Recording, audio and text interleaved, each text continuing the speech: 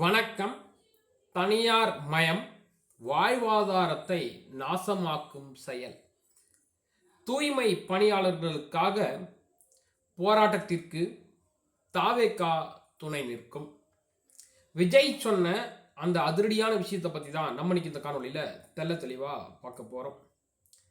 பணி நிரந்தரம், தூய்மை பணி தனியாருக்கு கொடுக்கக்கூடாது உள்ளிட்ட கோரிக்கைகளை முன்வைத்து தூய்மை பணியாளர்கள் தொடர் போராட்டத்தில் ஈடுபட்டு வராங்க. இந்த நிலையில தான் இந்த போராட்டத்திற்கு தமிழக வெற்றி கழகம் ஆதரவு தெரிவித்திருக்கிறது. விஜய் அவர்களும் ஆதரவை தெரிவித்திருக்கிறார். இது குறித்து அவர் ஒரு அறிக்கையை வெளியிட்டிருக்கிறாரு.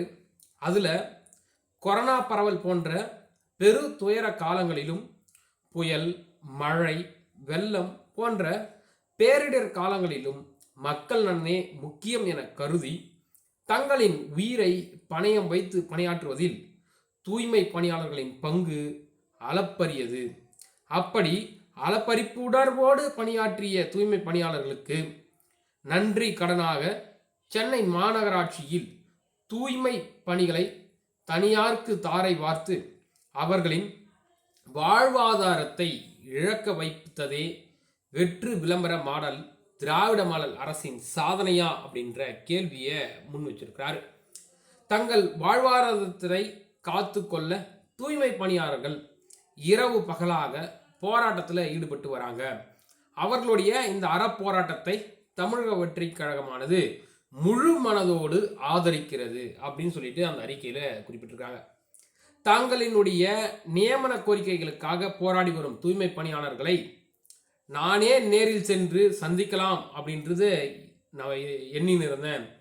நேரத்தில் தான் அவர்களே என்னை சந்திக்க விரும்புவதை நான் அறிந்தேன். நான் நேரில் சென்று அவர்களை சந்தித்தால் போக்குவரத்திற்கும் பொதுமக்களுக்கும் இடையூறு ஏற்படும் என கருதி தூய்மை பணியாளர்கள் தமிழக வெற்றி கழக தலைமை அலுவலகத்திற்கே வந்து என்னை சந்தித்திருக்கிறாங்க.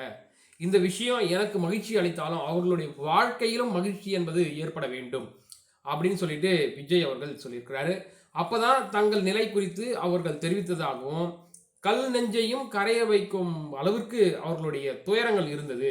இப்படி அவர்கள் பட்டக்கூடிய துயரத்தை பார்த்தீங்கன்னா துடை தெரிய வேண்டும். உடனடியாக இந்த விடியா திமுக அரசு கொடுத்த அனைத்து வாக்குறுதிகளையும், அதாவது பணி நியமன ஆணையம் கொடுக்குறோம், உங்களுக்கு சம்பளத்தை இப்படி கொடுக்குறோம் அப்படின்னு சொல்லிட்டு ஏற்கனவே பார்த்தீங்கன்னா போராட்ட காலத்தில் இருந்த தூய்மை பணியாளர்களில் திமுக எதிர்கட்சியாக இருக்கும்போது கொடுத்த வாக்குறுதிகளை தான் நாங்கள் கேட்குறோம் அப்படின்னு சொல்லிட்டு அந்த போராட்ட குழுவினர்கள்லாம் கேட்குறாங்க.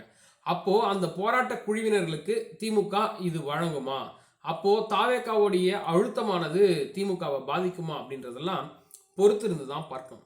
மேலும் இது போன்ற அரசியல் சம்பந்தமான நிகழ்வுடன் உங்களை சந்திக்கிறேன். நன்றி, வணக்கம்.